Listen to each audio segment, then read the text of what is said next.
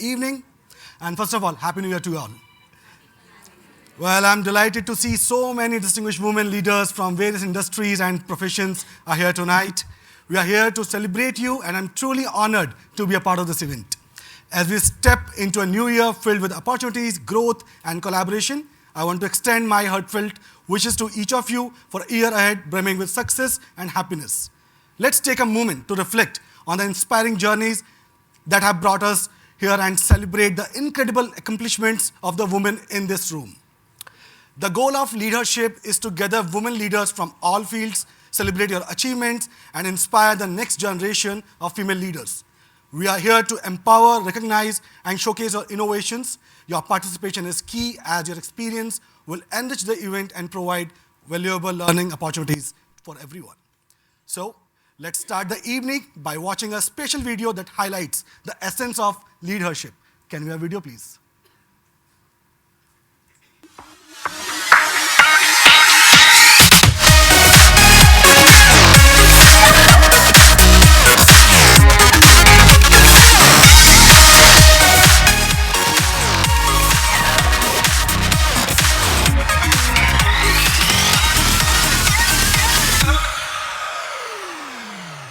Thank you so much. For this event, we have our partners, our media partner, Daily Hunt, our beauty partner, the Good Glam Group.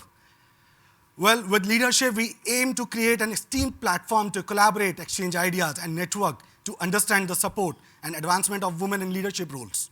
We are thrilled to have you with us and appreciate you taking the time out of your busy schedule to join us. Well, it's time for our first session, our keynote session. So I'm honored to introduce you all to our keynote speaker of this evening, Ms. Geeta Gadekar, CEO and MD of Publicity Associates India. Please welcome Ms. Geeta Gadekar.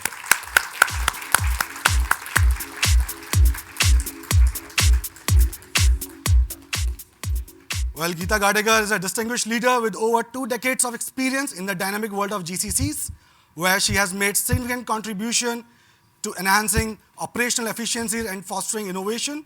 Her strategic insight and commitment to excellence have positioned her as a key figure in the global business service sector. Throughout her career, Geeta has a champion for diversity and talent development, launching several programs that mentor and support women in business roles. Her efforts have not only facilitated a more inclusive workspace culture, but have also led to improved business outcome. Today, Geeta is talking about breaking glass barriers, the role of DEI, flexible work, and unbiased evaluation in women leadership advancement. So please join me in welcoming Ms. Geeta. Thank you so much. Thank you. Thank you. Good evening, everyone. How are you feeling today? Friday evening, what better to do be amongst all of you, right? So, welcome. I'm both honored and privileged to be here amongst all of you.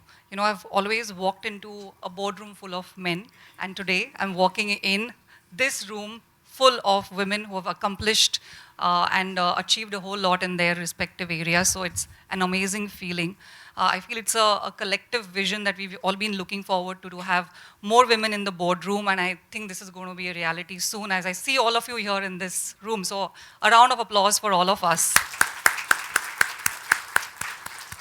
I am Geeta Gadekar, wife, mother, daughter, daughter-in-law, poetess, and of course a working professional. Yes, and my personal life matters a lot.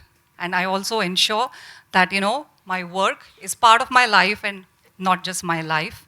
And it's become a very important aspect in terms of ensuring that I have that work-life balance and still achieve my dreams. So the question always is, right, can we women achieve everything?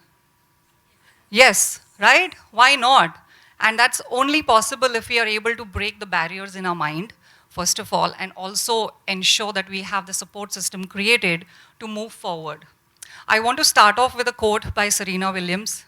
I love her. She's very inspiring, of course. You know, the tennis champion has been a legend in a game which is a white game and being a woman of color.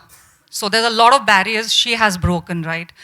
The success of every woman should be the inspiration to another. We should raise each other up. And that's why we are here today.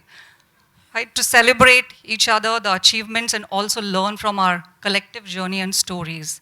And with that, I also want to let you know that, we want to really make this as an engaging session. So we have organized for a poll to just sense the pulse of the room, and then accordingly, we can weave in some more insight as we go forward in the session. So maybe we should bring up the poll.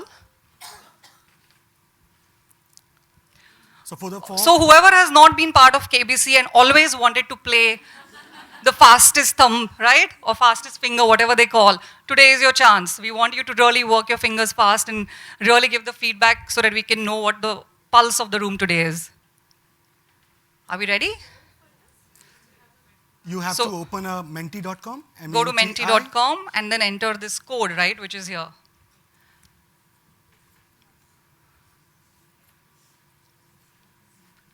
So we have specially devised this poll for today's session to really gauge what are the common challenges, issues, or topics that you would really want to hear in today's sessions that will help all of us.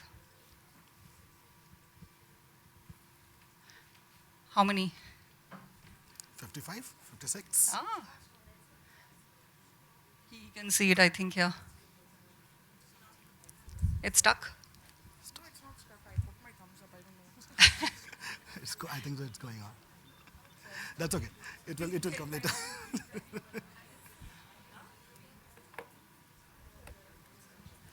72. I think we should. How many of us in the room today? 80 plus. 80 plus. Wow, that's a big number. So do we have some of the results that we can bring up? 75. Yeah. You're not getting the questions? Yeah. Oh. Right. The question will come. The next one. Okay. So does it need a few minutes? 79. Yeah, we can go ahead. Let's go ahead with the first question. Yeah. So what's the biggest barrier in your mind you want to shatter? That's the question that we've asked. What's the response?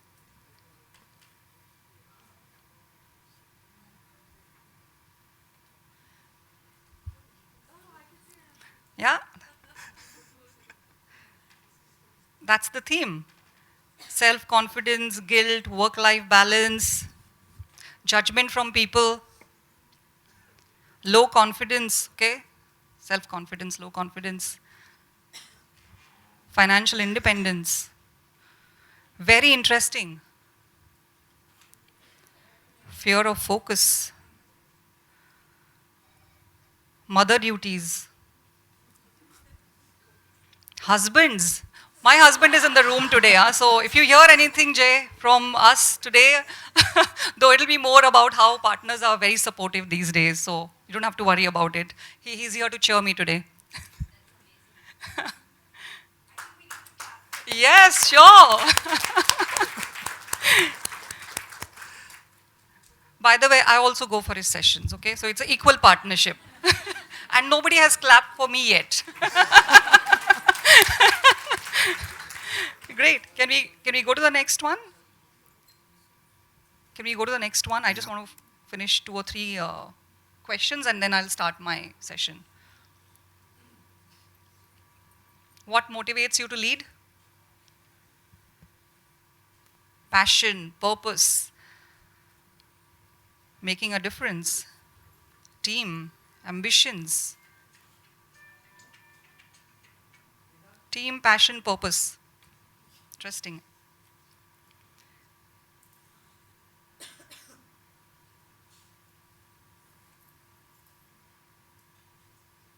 Okay. What's the next one? And what's your leadership style? Are you enjoying these questions? Situational, collaborative, empathy, freedom, collaborative, that's the word that stands out, definitely. Okay. Great, I think, though we sense the pulse in terms of similar kind of issues or challenges that I've been hearing over the past 2 decades, okay, nothing different that I'm hearing even today, which is what really baffles me. When I started my career, and I want to take a step back because obviously we're talking about shattering barriers, and for me it has two aspects, okay? One is the barrier that you create in your mind. And this could be basis of gender stereotypes or bias.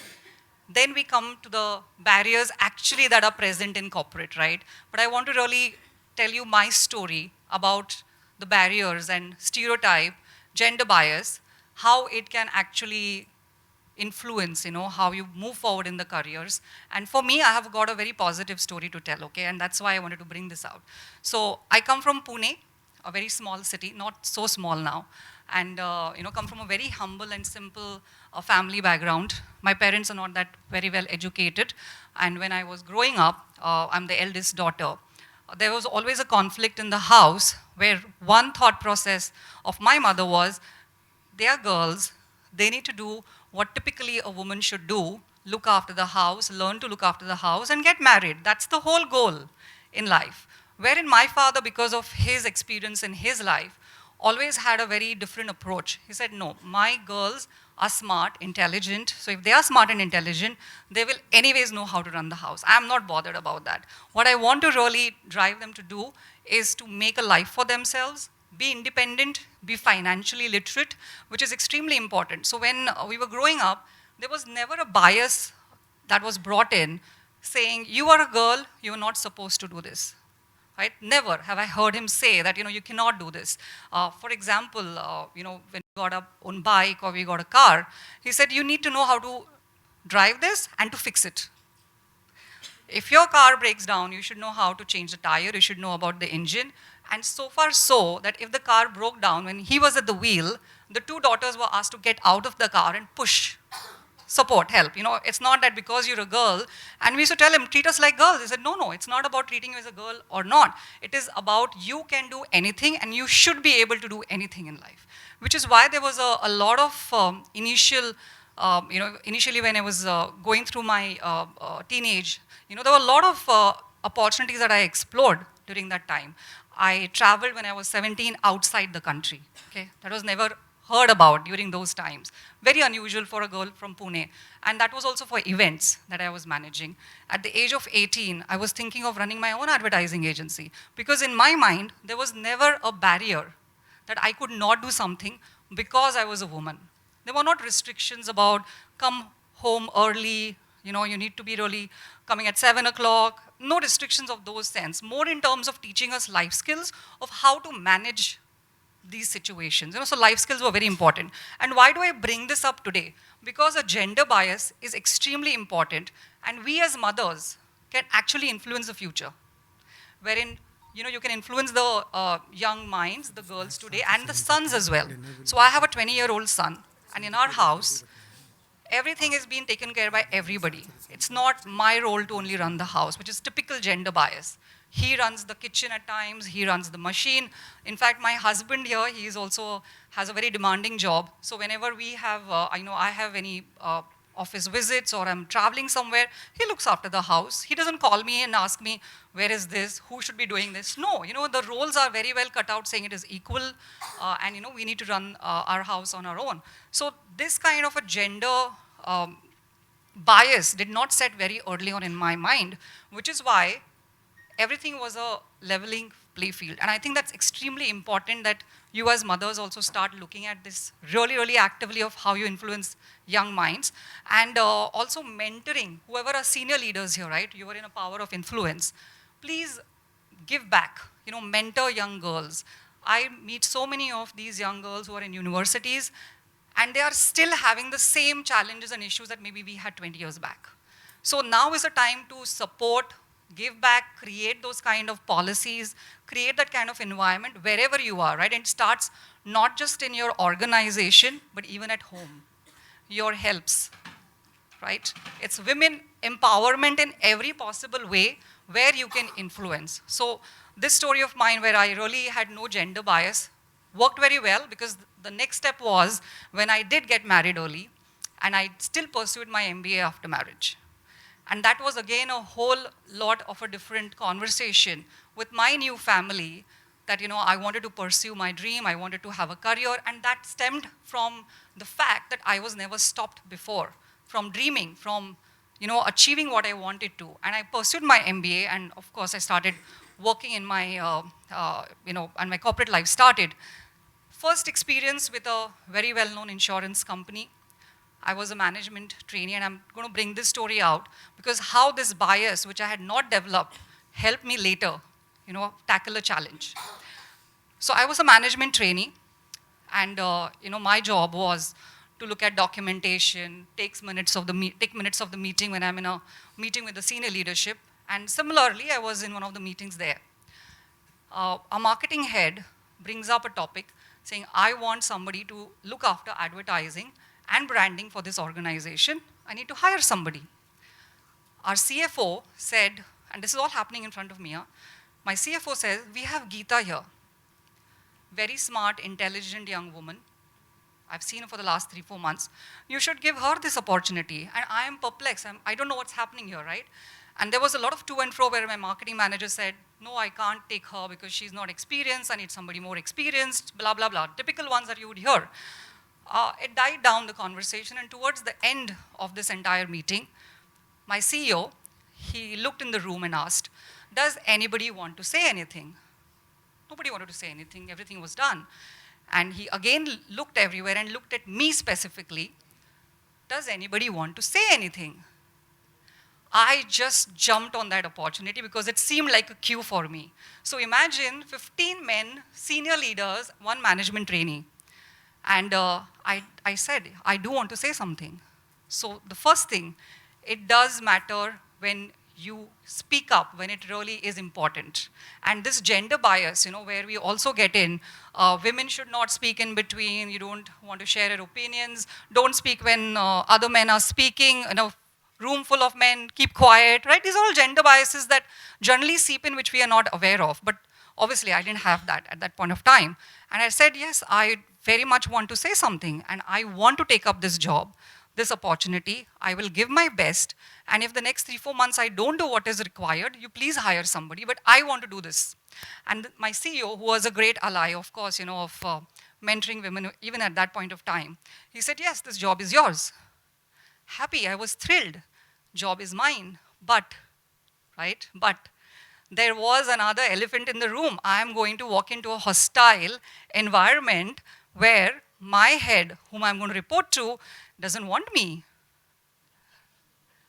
So happy, okay, great, I got it. Now what? How do I handle this? And that was a time when there was no social media, no Google, where you could search how to do branding, how to do advertising. This was extremely a new field for me. I had not done that before. I was just a management trainee. And how do you really move forward? So, I really took help from a few of my folks from management, some of my colleagues who are a little senior in the organization, try to put all the pieces together, put my common sense and head into it, and try to work on. I already had entire thing cut out from him as to what he expects me to do. So I started working on it. I gave my best in the 3-4 months that was there. And it was a big piece of work because we were supposed to launch offices. And I was the only one who was doing that, right from advertising, which I had never seen before, to policy document writing, which also needs a lot of compliance because those have to be actually signed off by an external agency. So it was not easy that, I do something, my manager signs it off and it's done. So that means a lot of eye for detail and getting all the resources available for me. So in 4-5 months, I did what I needed to do, the best, because that is what I was expected to do. And during that time, even if I had to sit in the office till 11 or 12 alone, today you have policies which talk about women's safety. If you are late, you have a security guard coming with you in your car, dropping you at home. Not so at that point of time. But I never thought, oh, I'm a woman. I can't sit late here. I should not be doing this. Though we were sensible enough to understand what is to be done and not and how to be safe. But still, I gave my best because I was really looking at learning, which is the key factor. So learning something new, which I had not really dealt with. Second, prove myself, building that credibility that what somebody else saw as a potential in me, I could deliver, and then I will do whatever it needs to be delivered, because obviously that was a very big thing for the organization for it to grow and stabilize as well. So this was a story, and after a year, during the appraisals? What happened? That's the question, right? Did I get my due? No, yes? How many no? How many no? Okay, interestingly, yes. So, again, I'm in one of the meeting rooms, sitting with everybody, talking about appraisals. Where they were talking about appraisals, I was not. And the same marketing head who did not really want me in his team, and this was, imagine, the first year of the formation of the company, a lot of work was going on to stabilize. Only few people could get the bonus because we had limited funds, so around 20, 25 employees. And towards the end, he looks at me, he looks at my CEO and says, I want to nominate her and also give her that bonus for the top 25 employees to be part of it, okay?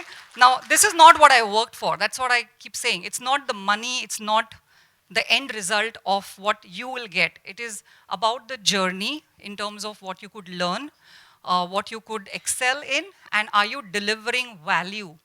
And are you being valuable in that team and setup, which really sets it apart, right?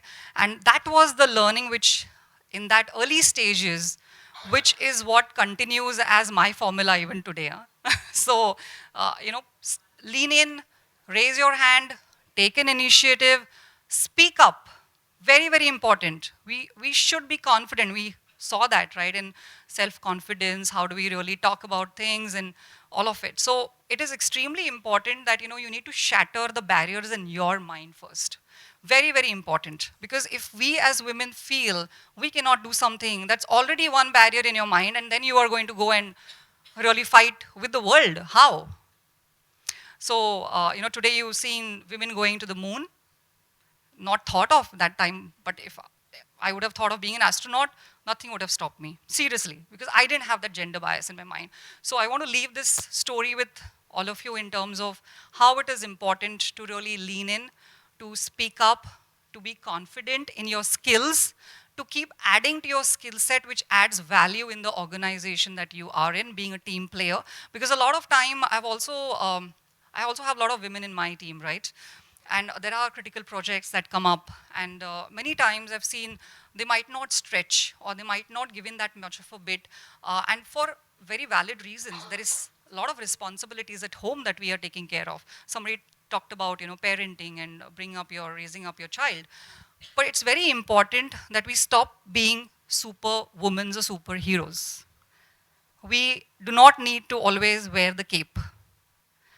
So it's no problem in asking for support, help, building that entire environment around you where if you need to really prioritize your work at that point of time, you will have that support, your family, your husband, right? It's very, very important, and not feel the guilt of it. That, oh, I left my son for 1 hour away, but you are there every day and for the occasions that really matter. So they always talk about, work-life balance. And that's also what came through here, work-life balance and how do I manage my house and how do I manage my work. But I feel it is more of a case of prioritization. At times, your house, your home, your family is going to need you more. You need to be there. And that time, it's okay to go back to your managers, to your workplace saying, hey, I cannot. But you have to be there the other times for your work. It cannot be just a way of dealing with every day. So it's prioritizing where the need is and then putting in your efforts. But I feel it's possible. And today, workplaces are becoming very inclusive. Policies are much more flexible. Being a CEO myself and a woman leader, obviously, that's one area that I work around with my HR, that we make policies which are pro-women centric, and not just pro-women centric, I would say diversity. We want all kind of diversity in our organization, because those kind of different work styles, solutions that you can find, bringing the diversity in is a different element, adds a different element altogether. So there are a lot of policies that are inclusive for women to take time off during critical stages. So make use of it. It's very important to really make use of it and make use of the opportunities that are already available to you. How many times have you gone and said, this is an interesting project, it takes a lot of effort, maybe an additional time from me, but I'm willing to do it. Very good. You are not then in the pack, right? Because you're paving your own path. Because that's what is important. What is your brand in a team? I don't know if you've read about Indra Nooyi, right? When she went through her journey of the career and when she joined one of the companies, they said, get her because she solves most complex problems, and that had become her brand. So what is your unique superpower? So there has to be something that you can always work around, but also ensure that you add to your skill sets. Don't be complacent. Keep a watch of what's happening around in the industry, in your areas, and keep learning and trying to excel in those fields as well. It's at time I think a lot of women reach a manager position or certain leadership, and they're like, okay, now ho gaya. That's also fine. That's also fine. But if there are reasons why you are holding yourself back, but you want to go for that goal of really moving up, and like Sheryl Sandberg said, right, in her book, Lean In, I don't know if you all have had a chance of reading it. Brilliant, brilliant read, and I think it echoes so much to what even my journey has been. It is a jungle gym now. It's not a ladder. It is about moving and maneuvering through various pieces, adding to your skill set and profile to actually go forward and keep excelling in your place of work. That's extremely important. And obviously, having a personal life is important as well. So don't ignore that. It's like I said, prioritizing between what is really needed at that point of time. Do you want to go to the next question on Menti?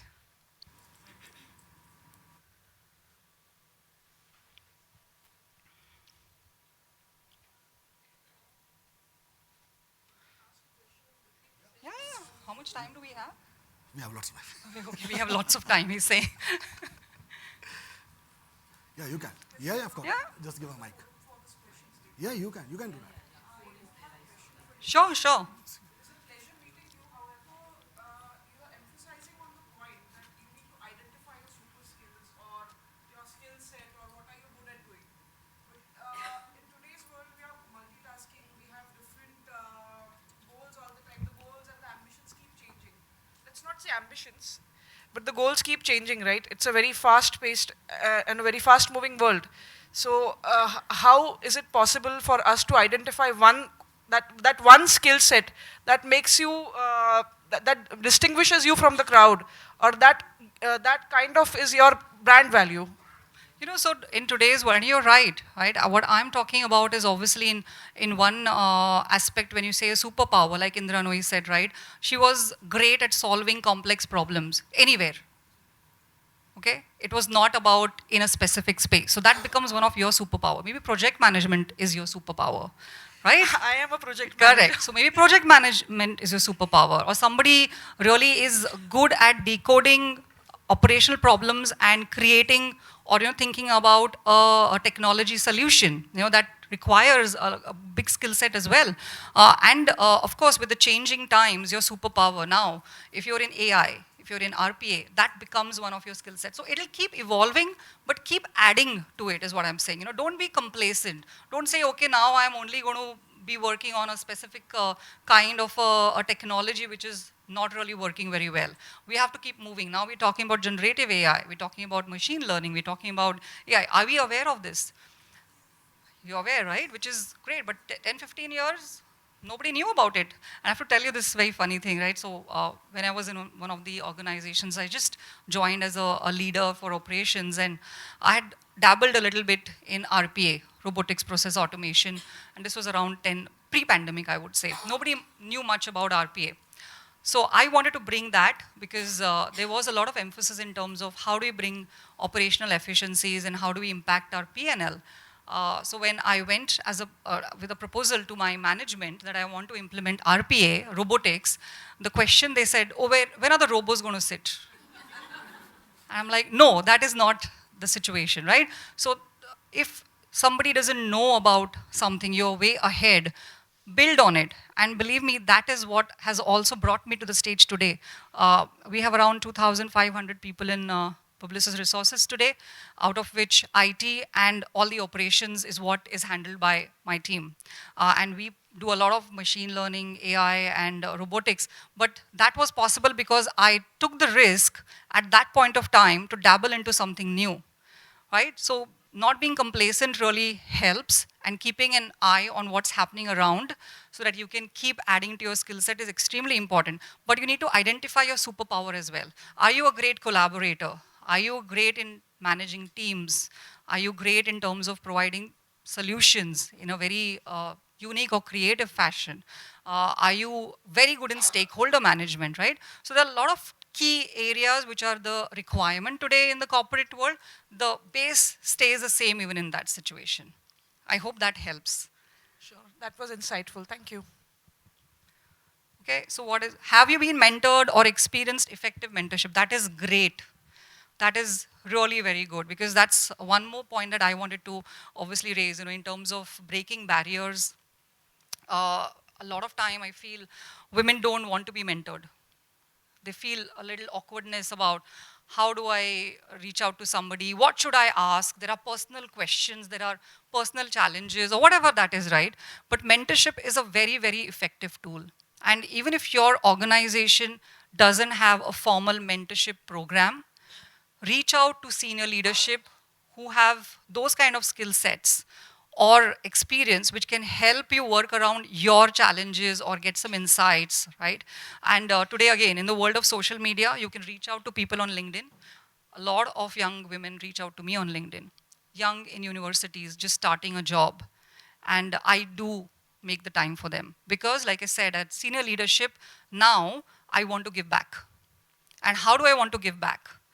By creating these opportunities for women to get mentored, come to me, talk about their issues, challenges. I could maybe give them my insight on how it can be solved, or just an advice or just a guidance. That really works for them. A lot of time they still have the same questions in their mind. What kind of profession should I choose? Where should I go? There are young girls from universities. I'm going to get married next year. How am I going to manage my work and family? These are the questions that still come up, and senior leaders like us who have walked that path, if we are able to really guide and mentor young girls, they get the validation that what they are thinking is right in the right track. And that's what Lean In did for me. Sheryl Sandberg's book, when it came out, I think it was all in place in terms of what I was facing as a challenge, right? I was being tagged as aggressive. I was being tagged as, pushing my agendas too much. I was being tagged as the tough iron lady, when I, exactly. But, you keep questioning yourself that, is this the right space that I'm moving into? Am I getting judged too much? And is it the right way to really move forward? And when you start getting validation from leadership around that, yes, these are fine, this is a fine way to go ahead, you start getting relaxed in your mind about the way forward. So that's really helped me as well when I talk about mentorship. So make the most of the mentorship programs that you have maybe in your organization, or if you feel any leader that you have seen or been inspired, reach out to them. I'm sure they'll come ahead and support you in any ways. But I'm very happy to see that a lot of you have experienced mentorship. That's great.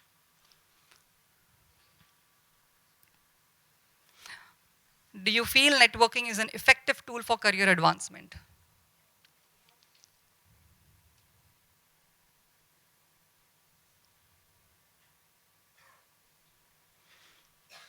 Great. And how many of you take the initiative to actually go and network?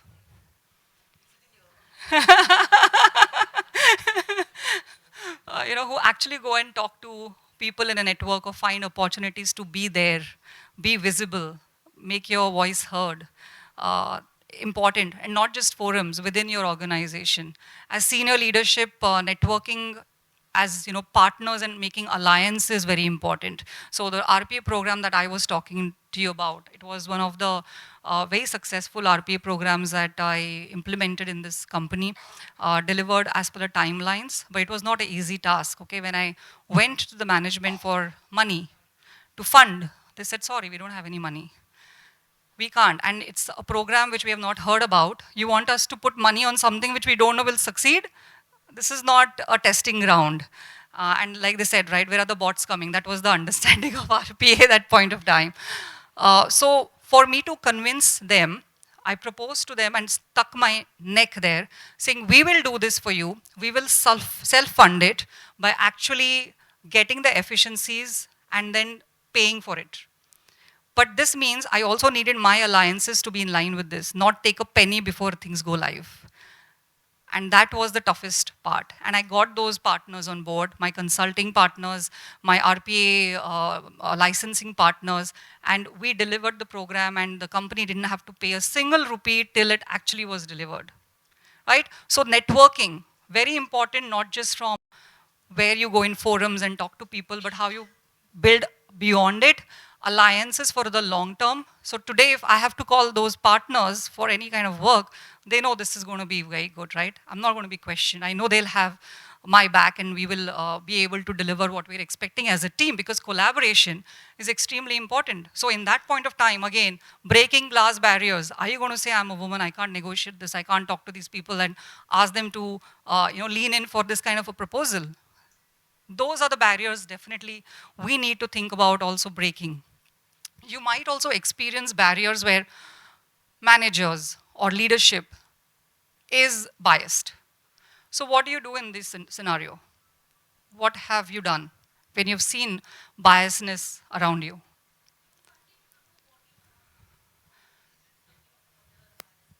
Okay, anything else? Sorry? Okay,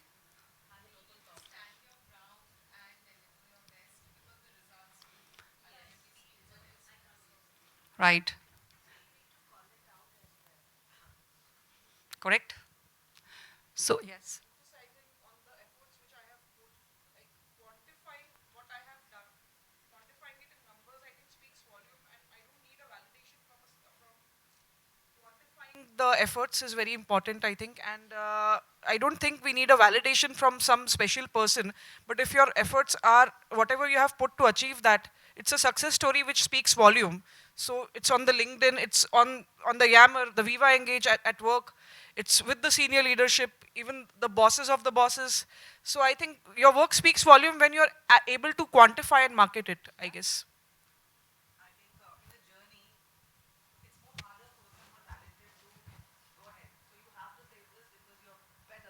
So there'll be always challenges for you. So you have to continue on the journey, irrespective of whatever happens, because if you're good, you'll make it. No, no, your work will show shine, and everybody who's trying to pull you down, their work will not shine. So I think it's the quality, and your journey has to go on. That's it.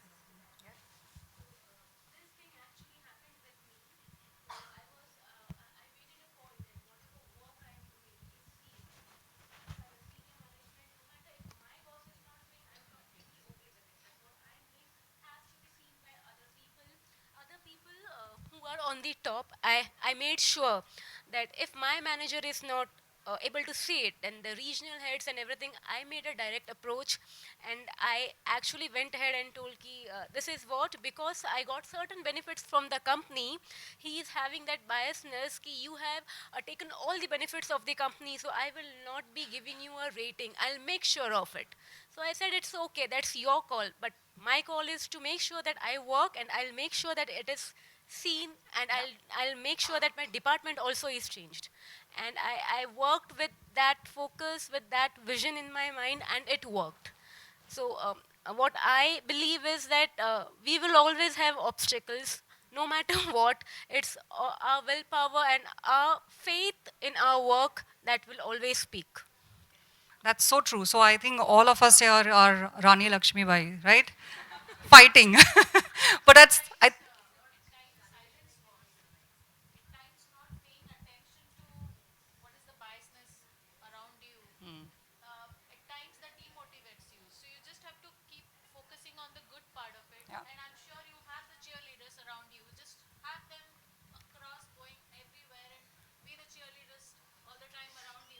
You will let go of all the negative things that's around you. So, in short, like get the success stories on the table and have a heart-to-heart talk with the with the leadership team. Get the pros and cons on the table, and that really helps. And this has been my past experience. There was a situation where I've decided that I think I should just leave that, and I've decided to also move on in my career to a place where I'm more accepted, rather than just fighting with people who might not even change their mindset. Sometimes it's okay to just move out of that situation and, possibly move on, find a better situation where you're going to thrive. I think putting that sword down sometimes also matters. So all valid things, right? Yes. We've gone through our experiences. Yeah, go on. Hello. Maybe another 5-10 minutes, and I Hi, know I'm 5 minutes. Sneha. I'm founder and CEO of IG Center. I believe that having a positive attitude is very important in such situations because many a times when biases you encounter in your home or in offices, you tend to, lose focus and you feel like nobody is with me. I might not say, I should just shut down myself. But I think that is the least at that time you should do. What you should do is actually amp you up, and you should be confident in your approach of what your strengths are, and you keep talking about your work to your colleagues, to your senior management, and not give up in that situation. These situations actually come to women to shut them down, but I would say we need to speak up. Right. I think you all have covered a lot of the essence that I would have said, right? But key things that I definitely feel. You want to say something? Yes, please go on.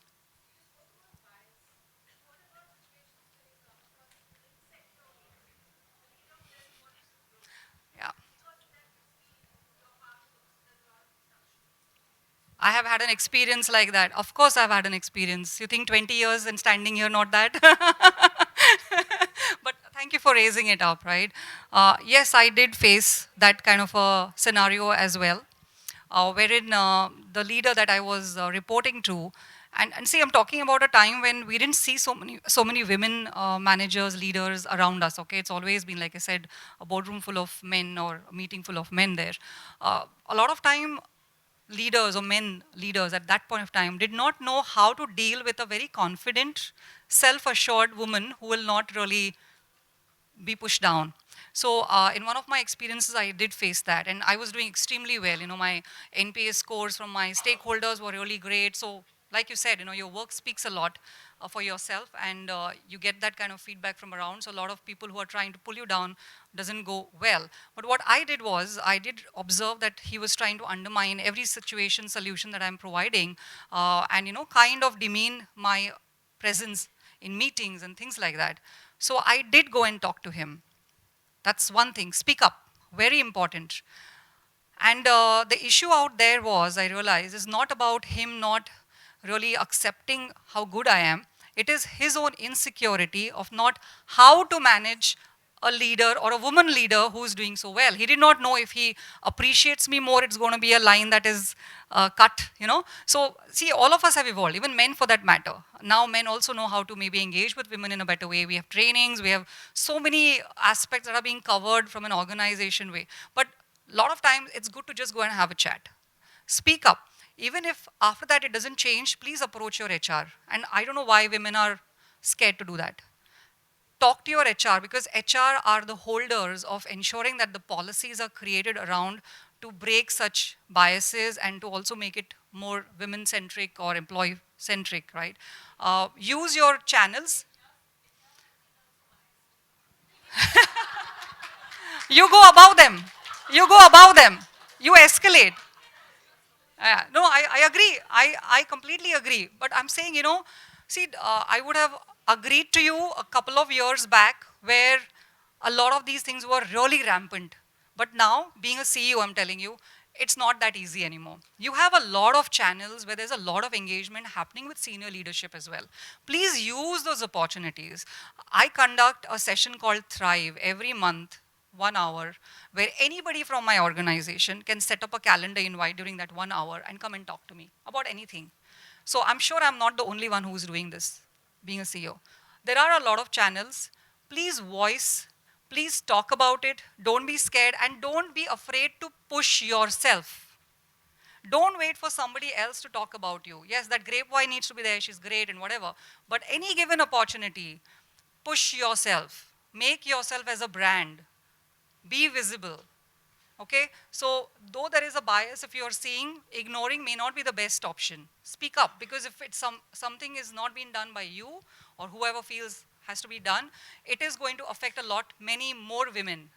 We need to start thinking about the change that we can also create and the influence that we can create being women who have a voice and who can make it, right? Some people or some women may not, but you can be that change. Why not?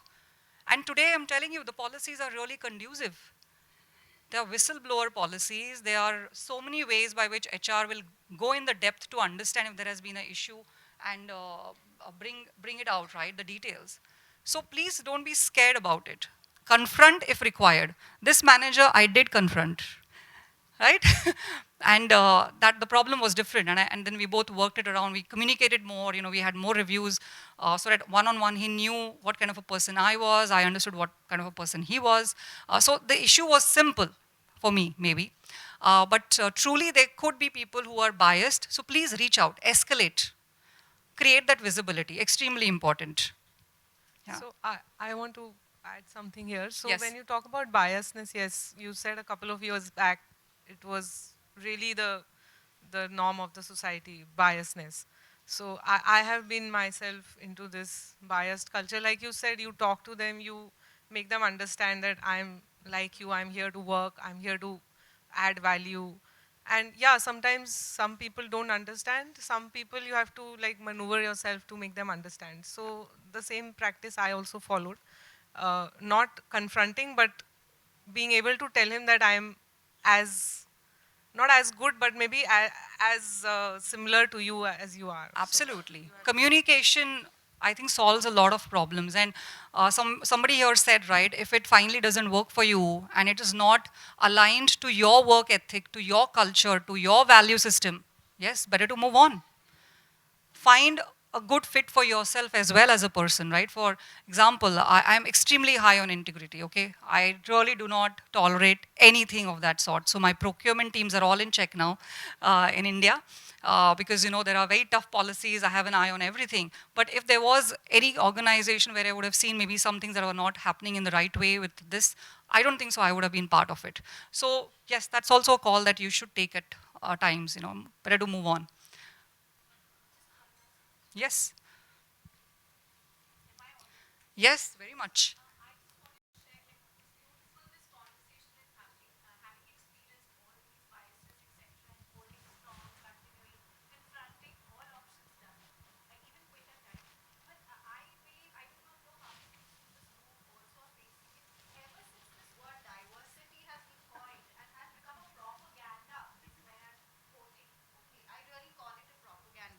Because it's become more a tick in the box exercise for most HR and organizations, where it's very well marketed. Internally also a lot of surveys are conducted. Coming from an MNC typical culture, I've participated in surveys where we are mandated to answer. So what I'm trying to state is you're absolutely right. There are forums like Speak Ups and leaderships and HRs, but ultimately the leaders above also have to rub each other's backs. So I've had encounters with CHROs quitting organizations because they cannot speak to a business head because they ultimately are also in hands with the MD. They openly as women say that, we're sorry, we cannot help. And I always say that, diversity shouldn't be a propaganda. It was supposed to be to build inclusiveness. Yeah. And I think we should stop, because I think no women wanted to be called or tagged as a minority, as a diversity. It was a patriarchal, the corporate world especially has been built by men. Nothing wrong in it. It's their world. It's been structured by them with their mindset. And with women entering into the workforce now, as you rightly stated, we should build our own culture. We should build sisterhood. And also not forget that they also need to be empowered, because we are coming in very aggressively, I think. It's hard for them to handle us. So we become very intimidating for them. I'll be honest, Yes, they don't know how to handle, right? And that is why that open dialogue and communication really works. But let me tell you, these forums... Sometimes, Geeta, even communication doesn't work because we have to try. Yeah. See, I'll tell you, why are we here today? Correct. because these challenges and problems still exist. I would be Absolutely. the happiest person tomorrow. We don't need these forums. Absolutely. We don't need tags like diversity. We don't need a Women's Day. I am really waiting for that day. But Exactly. it is important Yeah. because this is a very small proportion Yeah. of women who have a voice and can come here and talk about. Please think about those women who are not here in this room but are still wanting to be part of the corporate and still need to have that inspiration that yes, somebody is fighting for me.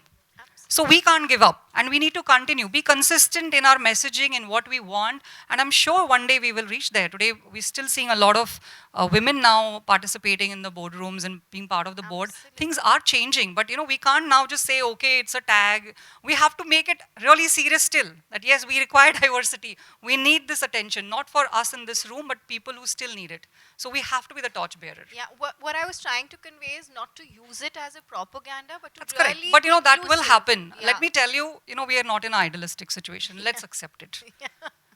We are talking about here again how to maneuver, right? It's a Correct. jungle gym. Correct. So, how do we maneuver? And we leaders here or women who are part of the corporate workforce who have faced similar challenges, how do we learn from each other's experience? Validation, many times. Now, let me tell you, sorry, last 2 minutes, right? So let me tell you a story about my motherhood, right? I'm sorry, me being a mother for my son.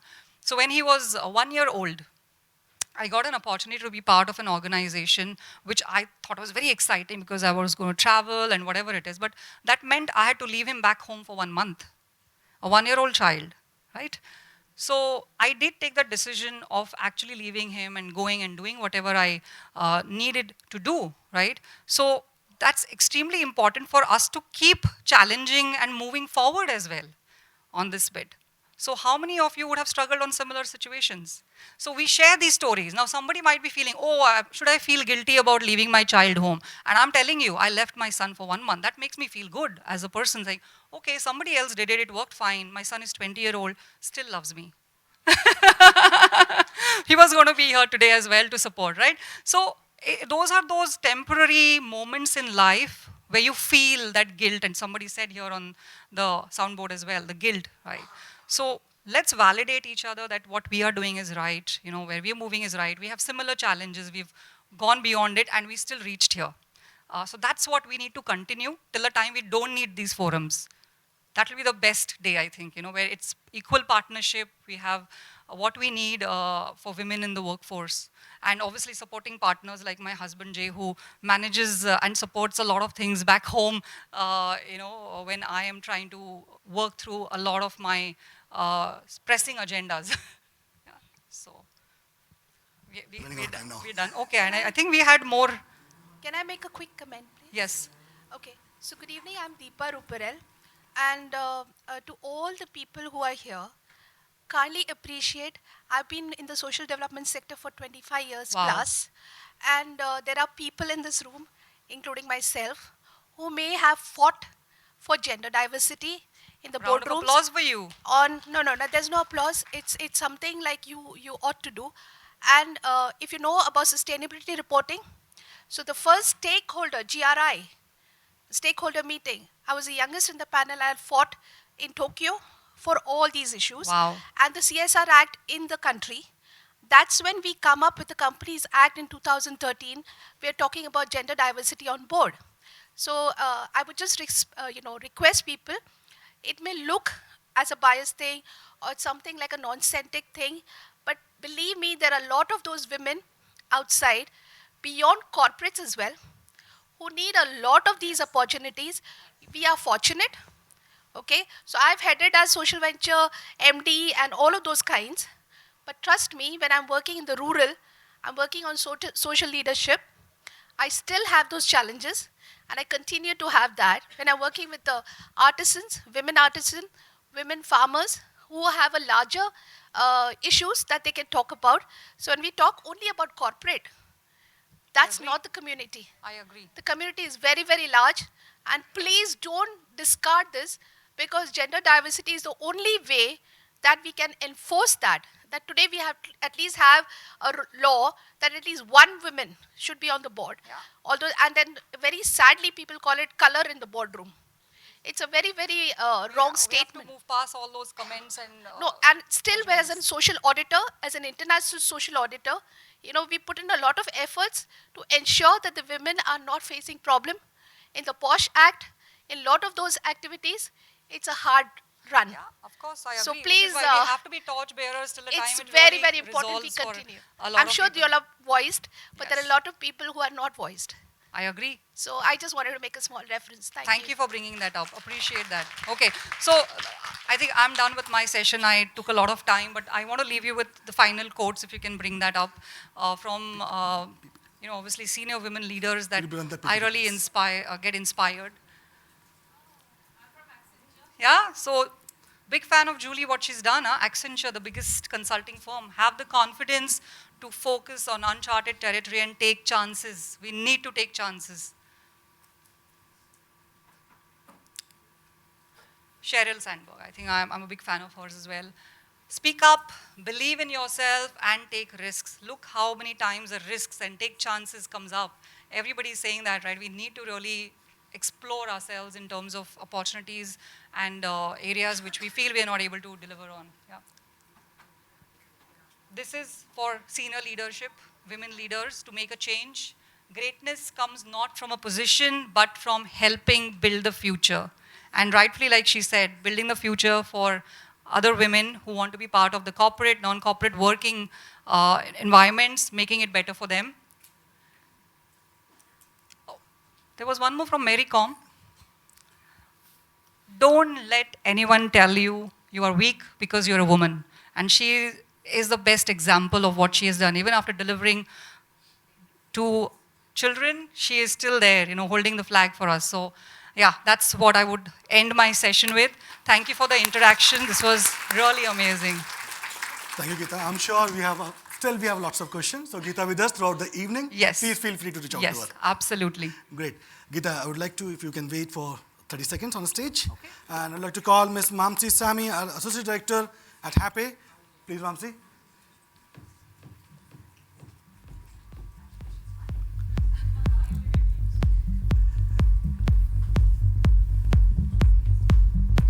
Guys, please, you round of applause.